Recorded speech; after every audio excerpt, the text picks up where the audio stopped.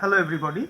In this lecture, I will be discussing with you about the basic biasing of FET devices so that they can work in the active region. So this is biasing in the active region.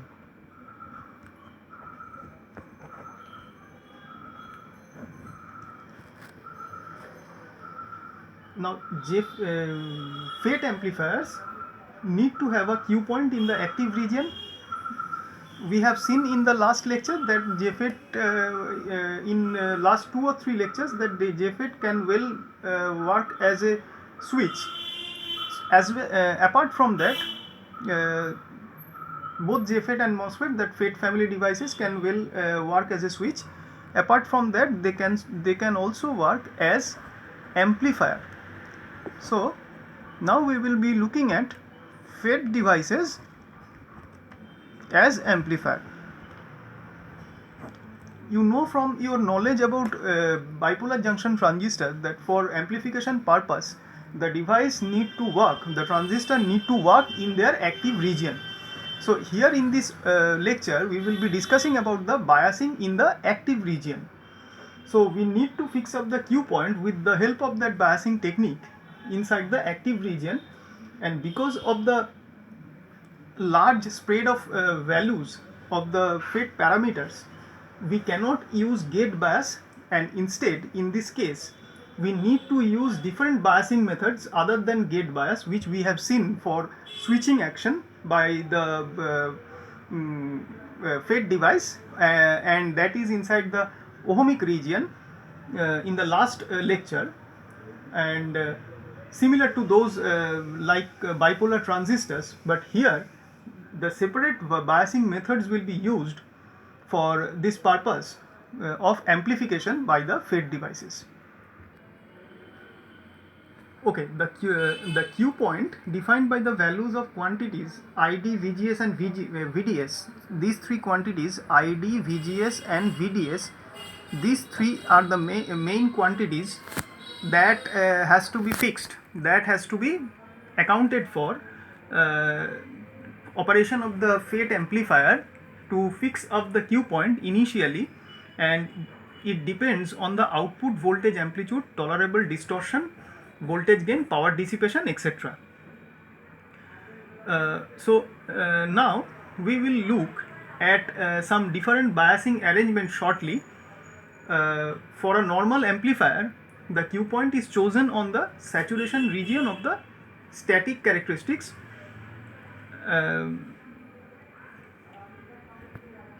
Now the problem of thermal runaway, which is a major problem we have seen in case of bipolar junction transistor, but for field effect transistors this problem will not be that much prominent. However, the wide differences in maximum and minimum transfer characteristics in the FET devices make ID levels, that is the drain current levels, unpredictable with simple fixed gate bias voltages. Means using the previous biasing techniques, the ID levels will become unpredictable, and because of that we have seen over there that the stability of the Q point will be in question. To obtain reasonable limits on quiescent ID value and drain to source voltages, the source resistor and the potential divider bias techniques may be employed.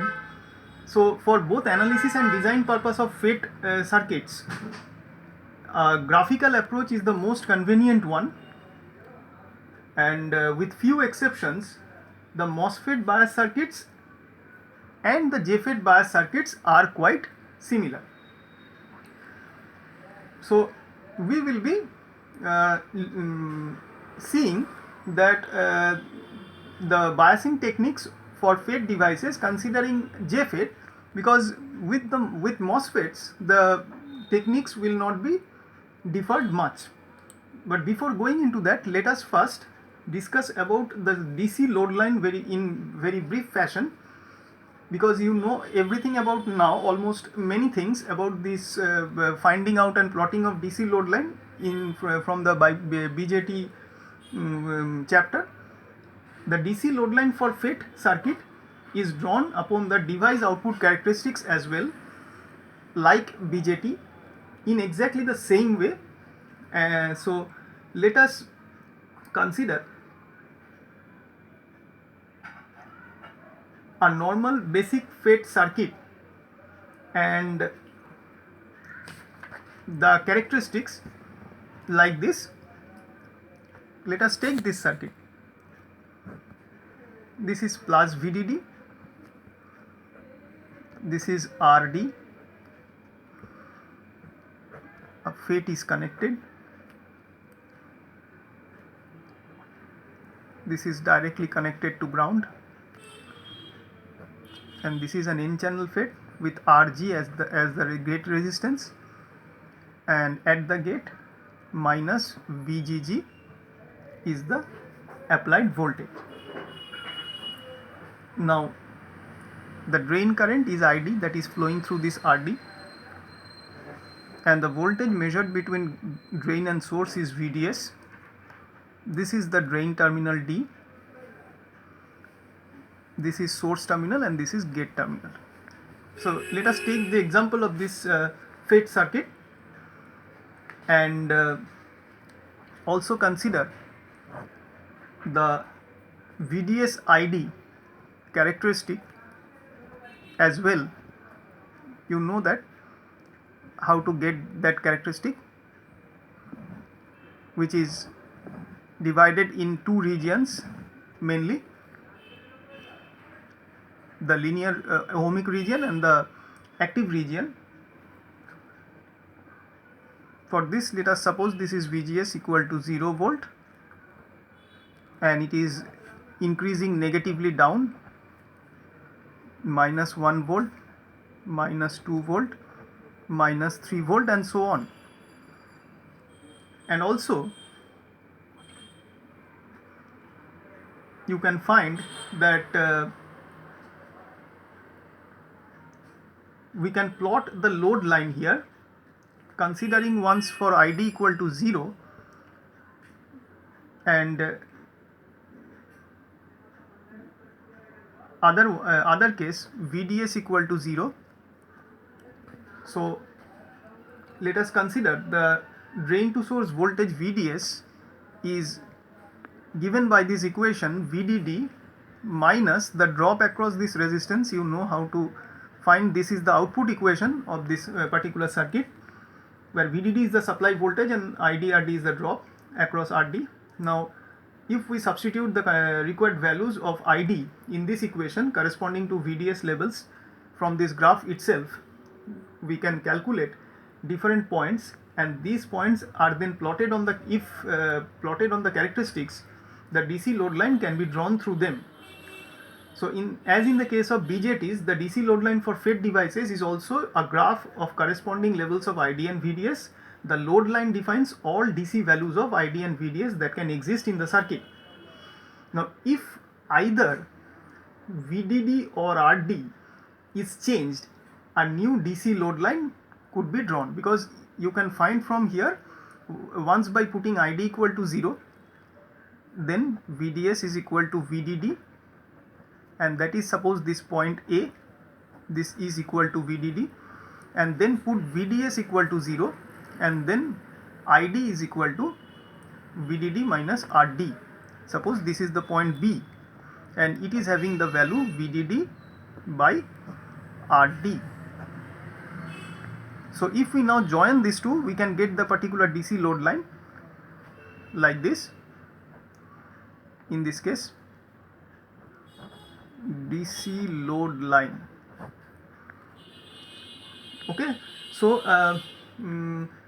now if we that means the plotting of this load line is dependent on this VDD RD value, and if these values are changed, that means the DC biasing condition has changed, that load line may vary. So by changing all these parameters, initially I have told you that this VDS, ID, VDS is dependent on VDD and ID also, and VGS, whatever is applied at the input, that is also important for the operation of this particular circuit in this biasing mode. So these are the parameters important for the setting up the initial Q point for the FET device or the DC biasing condition in the absence of any load, and if a load is present, that has to be accounted for also with this resistance RD. So in this way the basic DC load line can be plotted, and for a particular VGS this may be the Q point,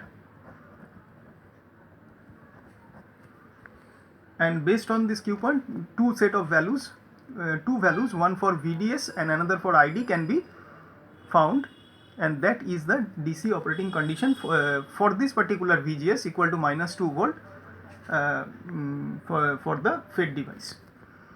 So let us now take an example. Let us find the DC load line with some values, considering some values using this equation VDS equal to VDD minus ID RD, when ID equal to suppose 0.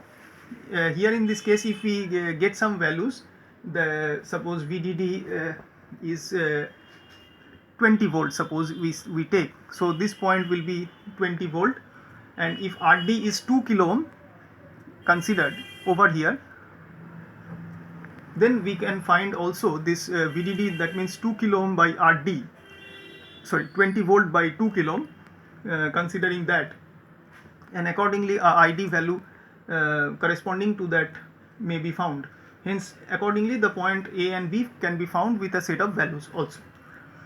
Now a DC bias point or Q point is selected on the FET on the DC load line, and this point defines the DC conditions I have told you that exist in a circuit when no input signal is applied.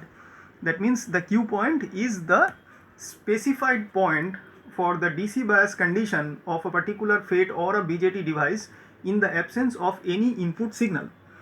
The bias point might be selected to give maximum possible changes in output voltage, in this case which is drain to source voltage, when the drain current is altered by an input signal. That means if we now shift our idea of understanding from AC load line, from DC load line into the AC load line, then we can explain it like this, that for to give the bias point may also be selected to give maximum possible changes. That means to allow for maximum possible changes in the output, that means the drain to source voltage when the drain current is altered by an application of input signal, because application of input, that's why the specification of Q point is important in the absence of any AC signal, because otherwise once the AC signal is applied at the input, immediately the DC parameters, that means this ID, VDS, everything including VGS will be starting to alternate or vary, and that will change the Q point somewhat for all the time with respect to time, and that's why accordingly the load line may change its position, rather may change its slope here and there, and accordingly we can shift our idea from DC load line into AC load line. So in this case the positive going and negative going output voltage swings should be as closely equal as possible, because otherwise distortion may occur where maximum output voltage swing is not required. That means if we consider or confine our analysis inside the small signal case, the bias point may be required to be at any convenient position on the load line. Now for a FET amplifier, VDS must remain in the pinch off region of the characteristic. That means it should cover the pinch off region, it should go over and above, the VDS should be gone over and above the pinch off value, because otherwise the characteristics could not be entered into the active region from the ohmic region. You have seen in this about this in the last lecture, the demarcation mark considering the pinch off voltage as the boundary between the two regions, ohmic and the active regions. This means that it must not be allowed to fall below the level of pinch off voltage, because otherwise what will happen, if the VDS falls below the level of pinch off voltage, once the operation will be immediately shifted from the active region to the ohmic region, and thereby the process of amplification will be hampered or disturbed. Therefore, when designing a FET biasing circuit, the drain source voltage or VDS should always be a minimum of a fraction of pinch off voltage. So suppose this VDS minimum voltage, we considered the VDS minimum that is required, so that we should be always protecting the device in such a way that the VDS value should not fall below the pinch off voltage value. So VDS minimum should be set at some level for designing a particular bias circuit for FET devices to work as an amplifier. That VDS min should be VP plus some voltage, suppose 1 volt. So 1 volt is such a part of a voltage which should be added with over and above with the pinch off voltage VB, so that we can set the drain to source voltage at that minimum value. So this will protect, this setting will protect, or will protect the FET device to work safely within the active region for amplification purpose, and there will be less risk of falling back the voltage less than the VP value, so that it may come outside the working of active region.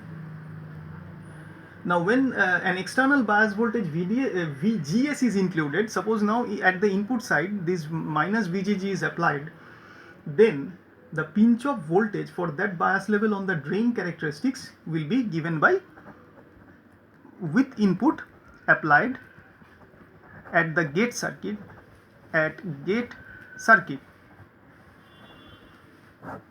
what will happen, that the pinch off voltage for that bias level, because in that case the bias level will be altered because we have now applied the input.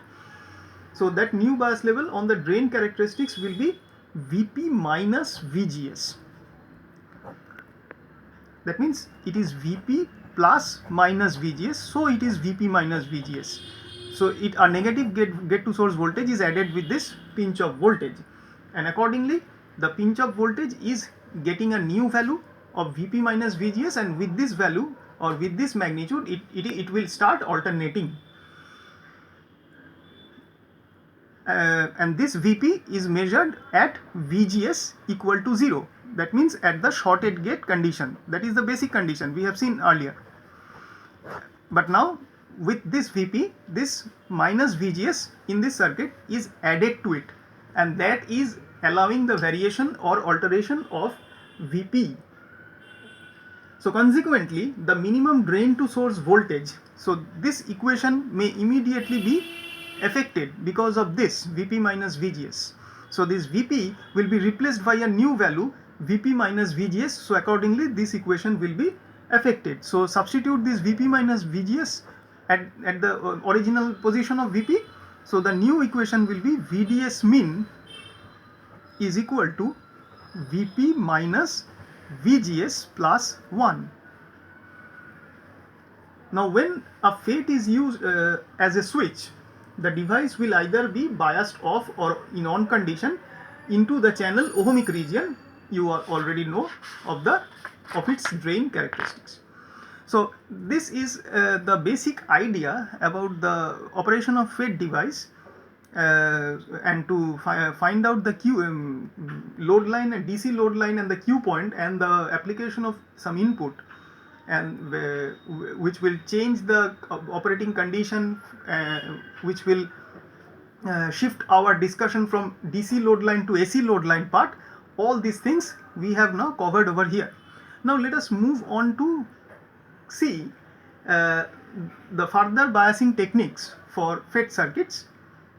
Now let us once again refer to this circuit and find out what should be the name of this biasing technique. The gate of this device FET connected via this resistor RG to a bias voltage minus VGG is being seen over this circuit, and we can say the gate voltage minus VGG is controlling the level of drain current in this circuit, and nothing else apart from this will affect the value or the magnitude of drain current ID. Now, since the gate voltage is a fixed quantity here, because it is fixed at a value minus VGG, this circuit can be classified as fixed voltage bias circuit. So this circuit will be called fixed voltage bias circuit. This technique, this particular circuit, because of this fixed value of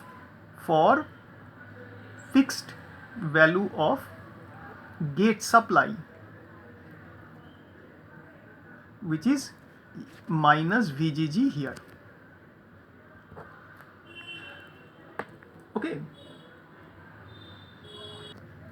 One more thing we need to ensure for this circuit, considering this equation, if this ID, the FET is so selected, its specifications are so selected that if this ID is very high, considered to be very high than intended, then this drop IDRD will be very much higher from expected, and as a result of that, VDD having a fixed value, VDD minus a very high value will be making the value of VDS very smaller, and that if VDS is that much smaller, and if it somehow comes down the level of VP, pinch off voltage, then we can say that the FET device will come out of its operation from the active region into the ohmic region, and it will stop function as an amplifier.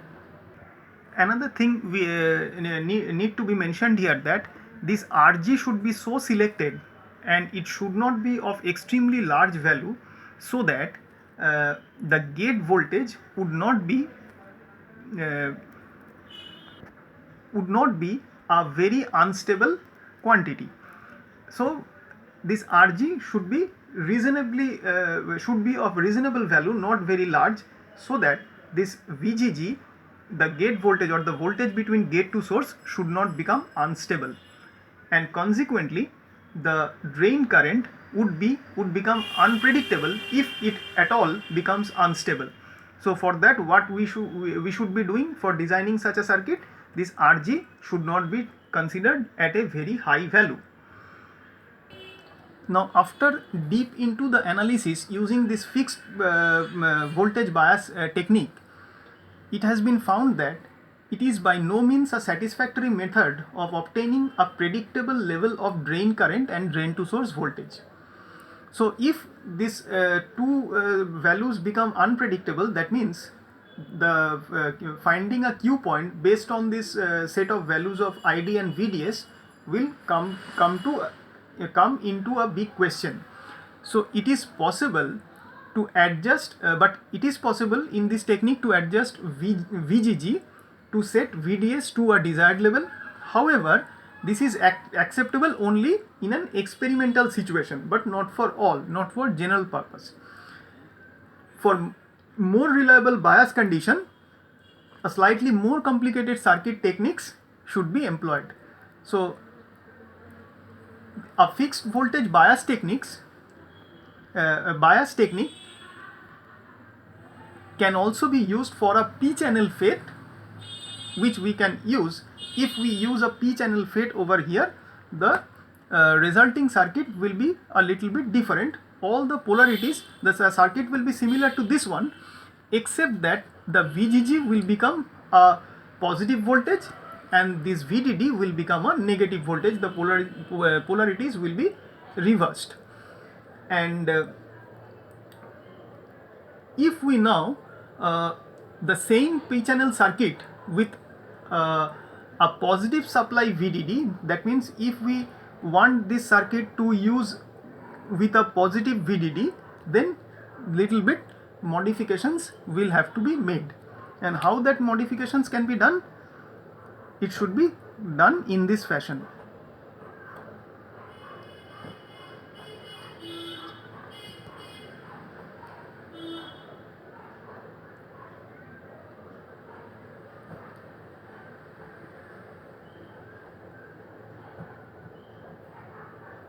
So this is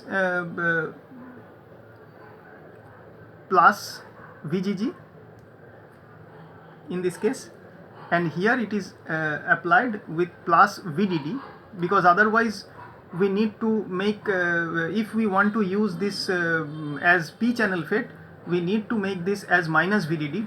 So to make this as plus VDD, just little bit modification need to be done, and that modification, after incorporating that in this should be look like this. The gate terminal through RG connected to plus VGG, and this drain terminal will be connected, will be giving this connected to a plus VDD supply, and between this drain and source the VDS is measured, and the drain resistance is connected with the source terminal. Here this is gate, this is source, and this is drain. Instead of connecting here the RD with the drain terminal and VDD, the modification is done in such a way that the RD is connected here with the source terminal and the ground. It is connected between source terminal and the ground, and between this source and drain the VDS is measured. So this is the little modification to be done if we want to use P channel FET to explain this fixed voltage biasing technique. Now let us see the next biasing type, self bias circuit. First let us draw the circuit.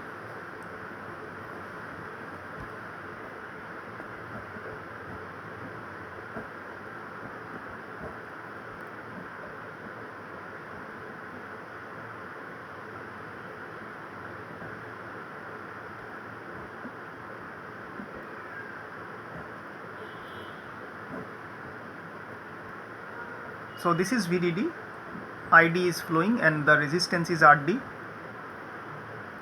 Between this drain terminal and this source terminal, this is VDS,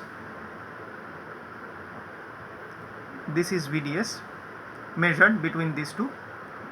This resistance is source resistance RS. A source resistance has been shown. Across it VS is measured, the source voltage, and this is the voltage which is VD, drain voltage measured with respect to ground. This resistance is RG, the gate resistance. Across the voltage is measured VG, and the voltage measured between gate and source terminal, this is VGS, which is a negative voltage obviously for N channel FET. Now this is the self bias circuit using N channel FET. We have considered all through JFETs. The explanation with MOSFETs will also be quite similar. The technique of biasing will not be differed much had we used a MOSFET instead of a JFET here. Now with a minor modifications which I will discuss later separately. When using MOSFETs, we will see how these techniques will be could be described. Now in this circuit you can see a resistor in series with FET source terminal provides the gate bias voltage. So here the important resistance is this RS, and it is providing the gate bias voltage. And considering this N channel FET self bias circuit, the voltage drop across RS is given by VS. This source voltage, that means voltage at the source terminal, is given by ID into RS, because that same ID is flowing all through this into the ground coming from this plus VDD supply. So this is one equation. Now in this case the source terminal is positive with respect to ground, or alternatively we can say ground is negative with respect to source terminal. Now since the FET is grounded via RG, in this diagram you can see the gate is negative with respect to source, that is, we can say the gate source bias voltage is a negative voltage. So VGS is negative here. If it it would had it be p channel FET, all this will be oppositely polarized. That means VGS for p channel FET should have been positive. Now for a self bias circuit, VGS can be given by ID into RS,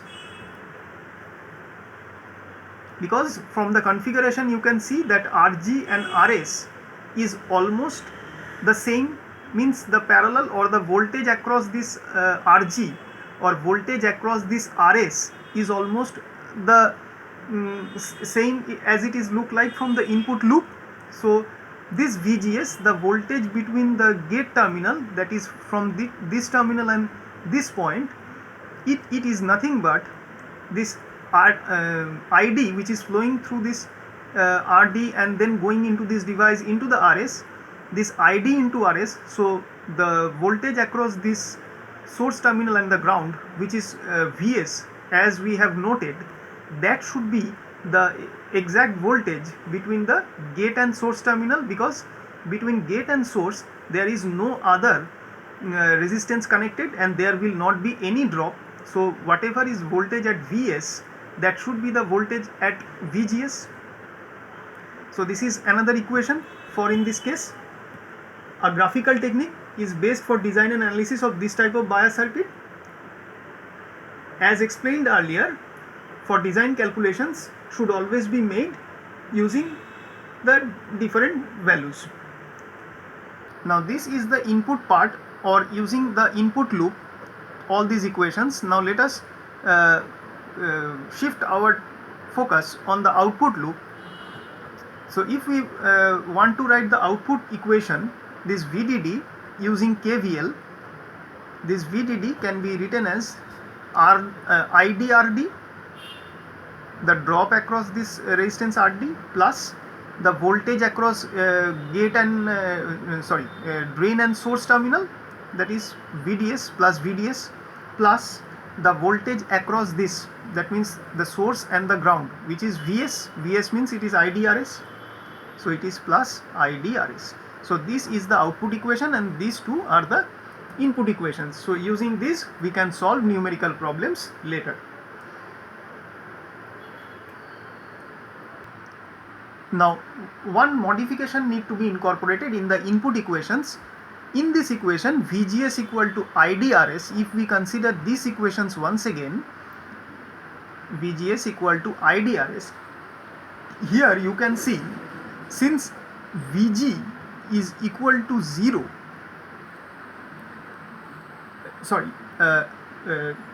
yes, this VG is equal to 0. From considering this, we can say that, and getting this polarity VGS as negative, that means gate is negative with respect to source, for this biasing techniques to be operating successfully. So we can say this VGS is actually the negative voltage. So this equation should be written as VGS equal to minus IDRS. There should be a minus sign. So it will indicate the gate source voltage equals the negative of voltage across the source resistor. Now basically the circuit will create its own bias by using the voltage developed across RS to reverse bias the gate voltage, and that's why this resistance RS is connected specially over here, and it will create a reverse bias. The drop across this RS, which is after when ID will flow through this RS, that means this VS will create a reverse bias between the gate source terminal. That means to reverse biasing of gate means it is the it is for the operation of this n channel FET to work in active region as an amplifier. Now there is a condition for design purpose that the question may arise how much we should consider the value of this RS.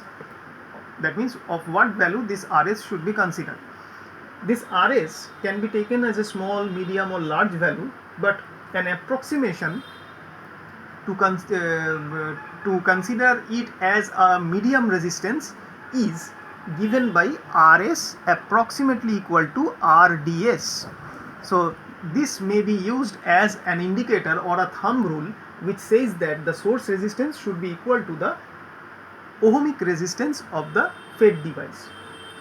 Now the Q point, so this will be an indicator how much of a value this RS should be selected.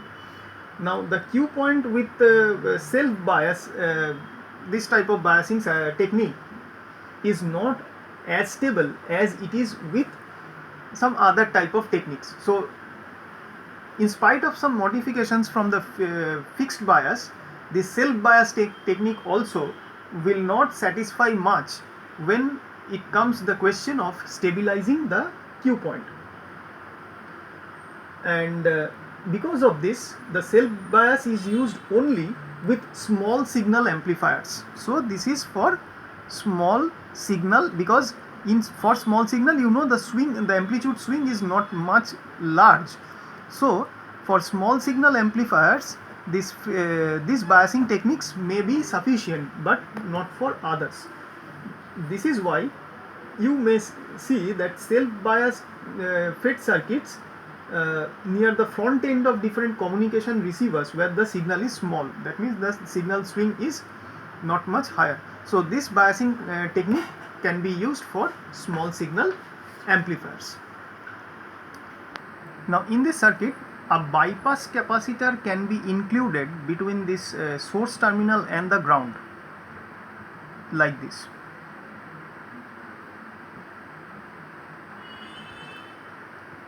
Denoted by CS. So this can be included, and this capacitor performs exactly the same function as the bypass capacitor, which you have seen to be connected across the emitter resistor in a BJT emitter current bias circuit. Now if this CS is not present, the circuit voltage gain from gate to drain would be severely restricted. That means the voltage gain will be severely decreased or hampered. So the total DC load for a self bias circuit is RD plus RS. So here in this case, if you find the load line, you should be considering the total DC load as RD plus RS. So in this case, this is the total DC load, RD plus RS, and that will be benefited by the use of this CS, because all the AC will be bypassed through, for small signal operation, all the AC signal or ripples that will be bypassed through this, that means the fluctuations, alterations, anything will be bypassed through this CS, and pure DC, this RS will be accounted for pure DC only. So for total DC load, we should be considered RS plus this RD. The AC load will with RS bypassed is only RD. So in this case, for total AC load, because RS will be free from AC because of parallel bypass capacitor, so RS will not be considered or accounted for AC analysis.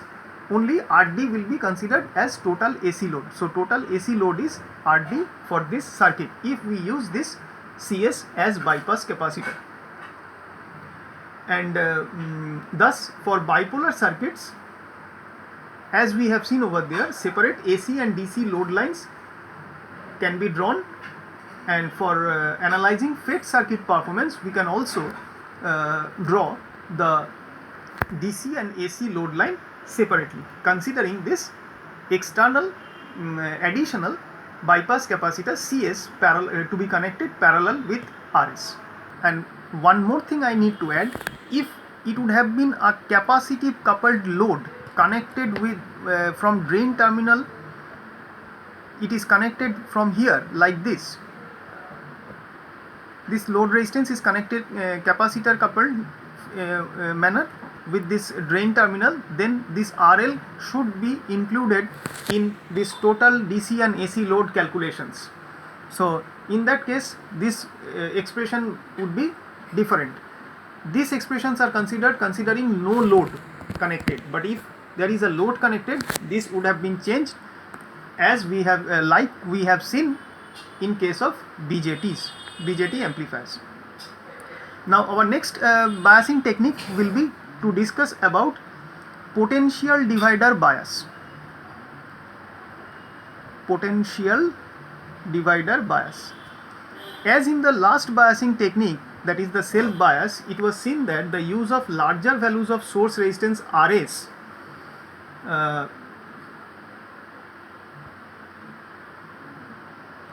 would result lower levels of ID. That means the ID values would be lowered. So as more and more larger values of Rs we select for designing the self bias circuit, in case of these FET devices, the value of ID will come down. So now we will see that potential divider bias, this particular technique will allow the use of reasonably large RS values. That means what self bias technique restricting us? It is restricting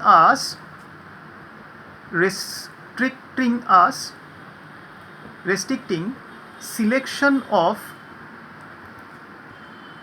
large RS values for ID going down, as ID is getting decreased, and the solution for this problem is to use potential divider biasing technique. So now let us see how the circuit will look like using an n-channel FET, the potential divider biasing technique. So this is VDD and this is RD, this is n-channel FET, you can see over here, and these are the two potential divider circuits. You are familiar with this potential divider biasing circuit. In case of BJT, you have seen from here it is VDS measured, and the RS is selected over here. Across RS it is VS, this is R1 and this is R2. Across R2 it is VG as usual. You can compare this circuit with the last biasing circuit, and here also this is the full value VD, and the VGS is measured as negative value. This side gate terminal is negative, source terminal is positive, measured between them. This side is plus and this side is minus for RS. The ID is flowing through RD from top to below this bottom of this circuit, and the AC bypass capacitor may be considered to be connected with this circuit. So this is CS. So this is the circuit for potential divider bias using n-channel FET, and this type of circuit combines the use of source resistor, as we have seen in case of self bias circuit, with a gate bias voltage VG. This VG, a gate bias voltage that can be derived from the supply voltage VDD with the help of this parallel resistances R1 and R2, which is this is nothing but the potential divider. That means these two resistances dividing the potential applied in the form of VDD to produce this voltage VG, which is applied as the input bias for this particular FET device. So it is seen here that the VG makes the gate positive with respect to ground. The voltage drop, because this side is positive and this side is ground, and parallel across this R2 this VG is measured, and also the voltage drop across RS, which is VS, Vs means it is IDRS, as we have seen for self bias circuit also. This Vs, the drop across Rs, is ID going through this Rs, okay, makes the source terminal positive with respect to ground. So this side is positive and this side is negative.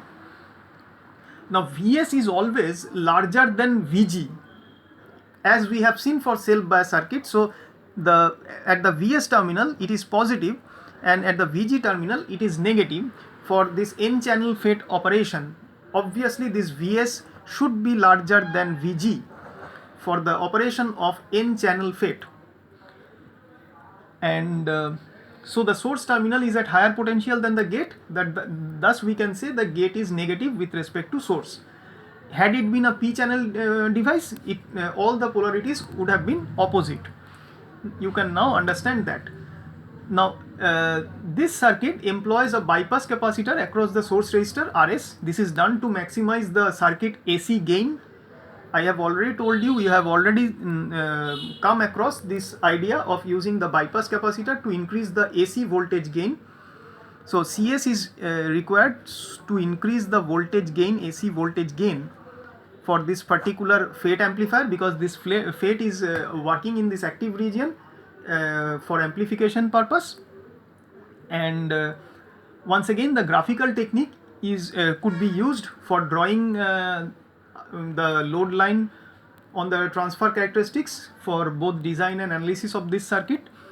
An equation relating VGS and ID can be derived so that corresponding values of each quantity may be calculated for plotting the bias line. So we can write VGS here equal to VG minus IDRS. This is from input equation, input loop. If we consider KVL, apply KVL at the input loop, we can write this equation. VGS is this much voltage, which is equal to VG minus IDRS. So this is the equation for the input loop. Now since there is no gate current, by applying the potential divider rule using comprising VDD, R1 and R2, we can find VG. And what is VG? VG can be written as, it is VG equal to VDD into R2 by R1 plus R2 using PD rule, means potential divider rule. Okay, so we have now two equations. This is also, this rule is applied at the input loop, and therefore combining these two we can write VGS, the last two, these two equations, VGS equal to VDD into R2 divided by R1 plus R2 minus IDRS. We have substituted the value of VG from this equation.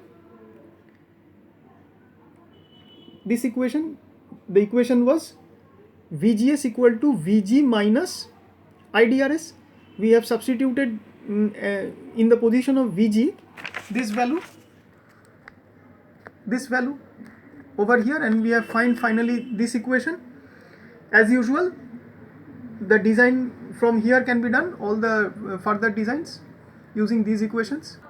Now the gain of the FET amplifier is directly proportional to RD.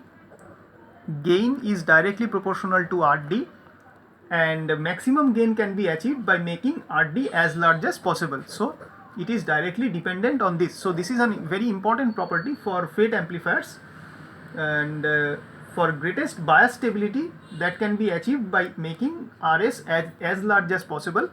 And here also it is a very stable biasing technique as far as Q point is concerned, and if we make RS as large as possible, bias stability more and more can be achieved. So bias stability achieved by making RS large in this case.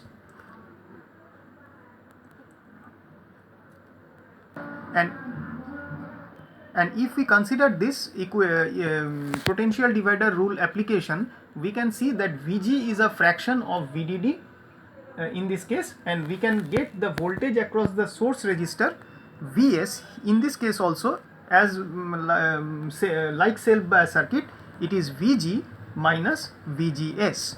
Now if we consider this equation like this, since Vgs is negative, the source voltage will be slightly larger than the gate voltage. If Vgs is negative, that means the source voltage is slightly larger than the gate voltage, and when we divide the source voltage by the source resistance, we should be getting the drain current. So from here we can calculate the drain current, id equal to Vg minus Vgs divided by Rs, that is approximately equal to Vg by Rs. This can be found from the input loop we have already seen earlier, and since Vg is slightly positive than Vgs, so it is approximately we can be written as Vg by Rs. So when the gate voltage is large, we can say it can swamp out the variations in Vg from one FET device to the next, and ideally the drain current equals the gate voltage divided by the source resistance. So as a result, we can say the drain current is almost constant for any FET device. Now if we want to draw the characteristic curve on the load and the load line, it should be like this. For this type of biasing circuit, this voltage is VDD, the same, and this will be VDD by RD plus RS. The technique is same we have seen earlier, and this particular voltage value will be ID into RDS. So this is the DC load line, and this point is the Q point over here. So we can say for an amplifier, Q point has to be in the active region. So this Q point will be seen to be in the active region, and this means that the VDS must be greater than IDRS. VDS must be greater than IDRDS. For this voltage, the VDS value should be greater than this voltage, so that this Q point will be shifting more towards the active region, which is this area. So and less than this VDD cutoff, but that should be less than the cutoff value of VDD, because over and above this VDD cutoff value, there will be chance of going into the breakdown region by the device, and that will be harmful for it. Now when large supply voltage is available, voltage divider bias can set up a stable Q point. So if this VDD can be selected appreciably large, or can be found appreciably large, this type of biasing technique can give you stable Q point. And if we compare this technique with the self bias technique, we can say that this potential divider bias technique is substantially better than self bias technique. But if we compare self bias with fixed voltage bias technique, we can definitely say that self bias is better than fixed voltage bias technique. So initially we have seen fixed voltage bias, from there a little better is self bias, and thereafter potential divider bias will be far more better than those two biasing techniques. Thank you.